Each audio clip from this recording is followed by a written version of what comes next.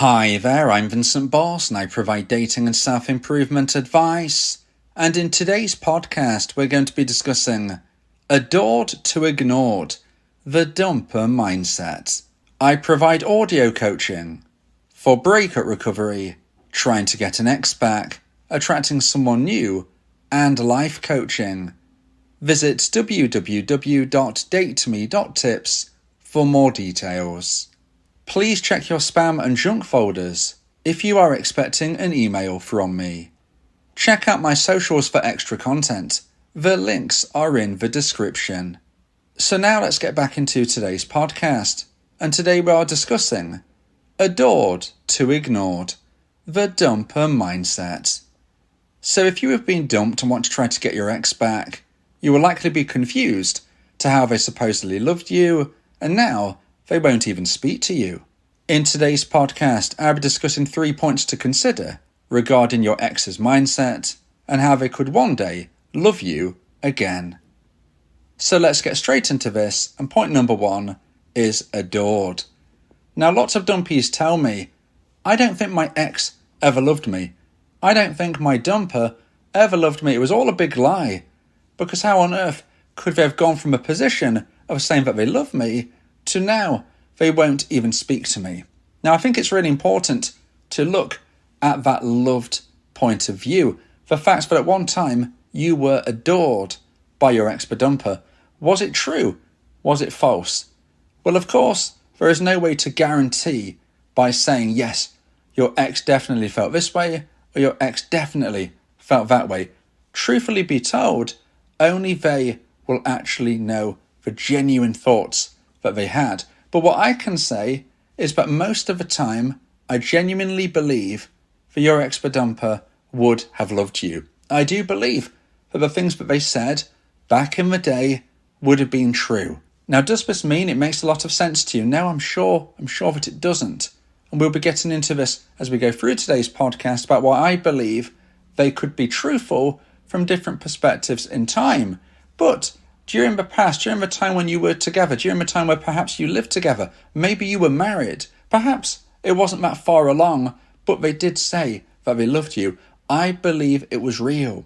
And the reason I say this is because people speak in the moment. They feel in the moment. Something that you feel right now is not guaranteed to be the same feeling that you would have in 6 months' time, or even 6 weeks' time. Now you might think, well, my depth of feeling is really deep and strong. Theirs clearly wasn't. Well, I would challenge that mentality and say, we don't know exactly what is going through any person's mind. We might have a good idea about certain things, but there will be other factors at play that even though we might know someone very well, there could be things that we don't know which are influencing somebody's mindset shift. Now, I believe that if somebody tells you that they love you, most of the time it is true. And we can look back to situations in our own life to really back up that point. You might be challenging your ex's mindset, but have a look in the mirror metaphorically and tell me, be honest with yourself, have you ever told someone that you loved them in the past and right now you no longer feel the same way? And if you say to me, no, that's not true, that's never happened, I would say, think really, really deeply. We're not talking necessarily even about romantic love. Maybe you had a best friend from when you were at school. You were inseparable. You did everything together. You loved them as a friend. But now you haven't spoke to them in 20 years. Now, why is that? Feelings change. Situations change. Your development as a person, you would have changed, evolved, grown. So would they. You perhaps, sadly, went in different directions. And maybe if you made the choice to start distancing yourself from someone, maybe it was someone that you had a romantic relationship with, maybe it was a friend, maybe it was a family member, okay? If you are the one to create that distance, you might not be looking at it in the way that you do now, because back then, you were the one who made the decision. You were the one who, in essence, may have been rejecting the relationship, whereas now you feel rejected. You're seeing it from a different perspective. You're seeing it as you are the one being hurt.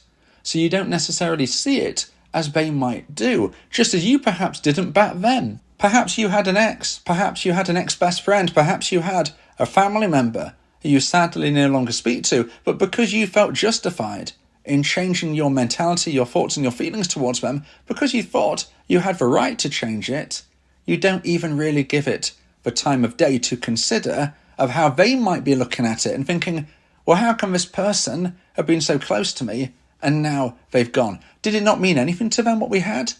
Well, there is your answer. It can happen to you, it can happen to me, and it can happen to your ex. So when people ask me that question, did my ex ever love me? They're now with someone else, or they now won't speak to me, or they've now blocked me.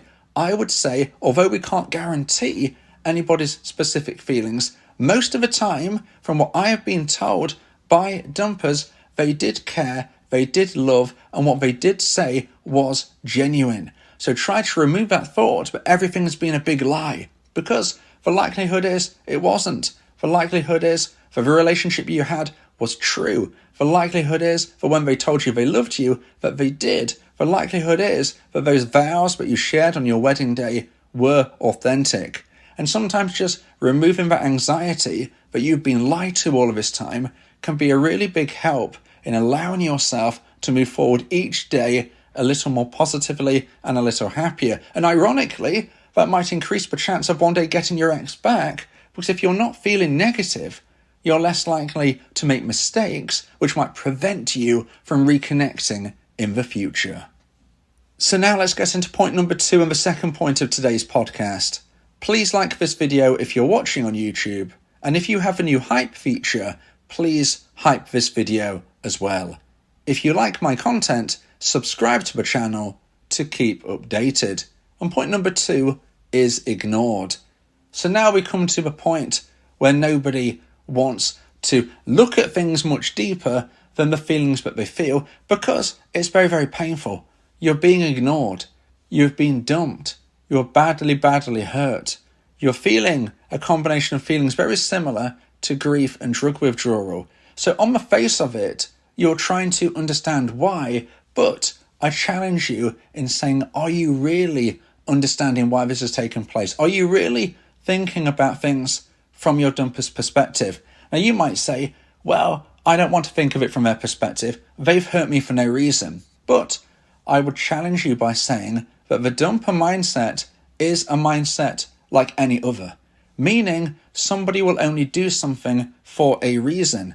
Now, I'm not laying all of the blame on you dumpies, absolutely not. The dumper is often just as culpable for what has taken place, but we have to understand that what they are doing is very unlikely to be part of some grand plan, some grand strategy to deliberately hurt you. Now, most of the time, dumpers are only doing what they're doing because they feel they have no choice. They're very rarely getting anything positive out of it. Now, of course, there will be some of you listening who say, no, my ex was deliberately manipulating me for this reason or for that reason. Now, I'm really, really sorry if that is the case. I'm really, really sorry if you have evidence to that, but I would say you are in the minority. Most dumpers do not set out to hurt their dumpees. Most dumpers do not set out to get in a relationship just to dump someone further down the line and break their heart. That is not the long-term strategy for most sane thinking people. And therefore, the majority of you dumpies, unfortunately, have got into a position where your now ex-dumper lost romantic emotional attraction for you to the necessary low point of which they decided and felt that they needed to action the breakup. Now, I say that they lost romantic emotional attraction, but you may have done as well. And often, the line between dumper and dumpee is very, very fine indeed. You could easily have been the one, in a lot of instances, to have ended the relationship yourself. And maybe you can recognise that. Maybe you think, yes, I could have been the one to end things. Things weren't perfect. They frustrated me. This wasn't making me happy. But just before I could do what I felt I should probably be doing and end things, they had the audacity to do it. And I can't believe it. And that feeling, dumpies, often adds to the frustration because we feel that we should have been the one to do it and not them. But as I've said, unfortunately, your ex-dumper decided to end the relationship. So why are they ignoring you? You know, you're thinking, I was once adored, I was once loved. Why won't they speak to me? You know, Why can't we just be friends? Well, I've said in other podcasts, you should never be friends with someone that you have romantic feelings for. And the reason for this is because you will get very hurt if and when they find a new romantic partner, because they're just seeing you as a platonic friend. So why wouldn't they look for someone new? So for a start, dumpies, if you want your ex back, you shouldn't be seeking platonic friendship anyway. That is unlikely to help you. But as for why your dumper doesn't want platonic friendship, well, first of all, sometimes they do. Sometimes they seek that, and I would strongly suggest, dumpies, that you don't accept it if you're offered and you do feel romantic feelings still for your dumper. But if you're one of those dumpies who haven't been offered this, I would actually say count yourself lucky, because what you're seeing here is your expert dumper giving you the space and time to understand your own perspective. They're not trying to rush you into a friendship which probably you don't genuinely want. I would suggest that if you are being ignored, in a way, you're getting the better outcome rather than being offered a friendship which is not what you truly want. Now, why does a dumper get to that mindset of they don't want anything to do with you at all, and maybe they even block you? Well, a lot of the time it falls into one of two categories. Either they feel that you as a dumpee are not respecting their decision to end the romantic relationship, and they feel they have no choice but to either ignore you because you will just keep pushing, or if you do so, they will sadly have to block you because you won't take no for an answer. But that is not the only reason why they might ignore you or block you. Sometimes dumpers do this for their own good. Sometimes a dumper might believe that the relationship isn't good for them. They believe that it's not going to fulfill them moving forward and give them the satisfaction that they desire. However, there might be elements of a relationship that they truly genuinely love.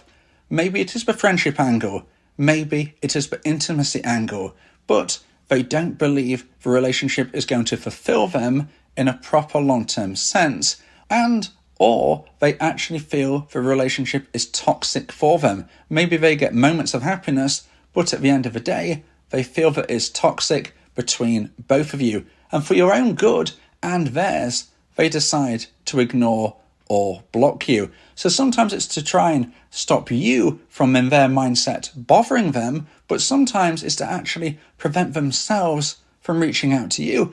They might feel that they are drawn to you, but you are bad for one another. Or maybe it's just something that can't work out due to circumstance, distance, etc. And therefore they decide to block you or delete you or do something to try and stop the communication, not because they feel you're a bad person, not because they feel that you are annoying them, but because they feel that if they don't put that wall between you, that they will be the ones to actually break it. Because they do want you, they do desire you, but they just don't think the relationship is actually a good idea for you two moving forward.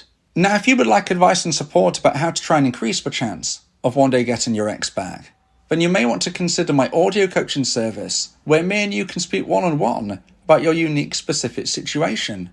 Go to my website www.dateme.tips for more information about how I can become your coach and your teammate via my audio coaching service. Talking about your feelings can also improve your mental health. It helps prevent the buildup of negative emotions, which can lead to stress, anxiety, depression, and even physical health issues. Speak your heart to free your mind. So now let's get into point number 3 and the final point of today's podcast. If you feel that this podcast has helped you, then please consider buying me a coffee. The link to do so is in the description. And point number 3 is potential love again. Now, there is no 100% guaranteed way to get your ex back. Nothing works 100% of the time, and nothing fails 100% of the time.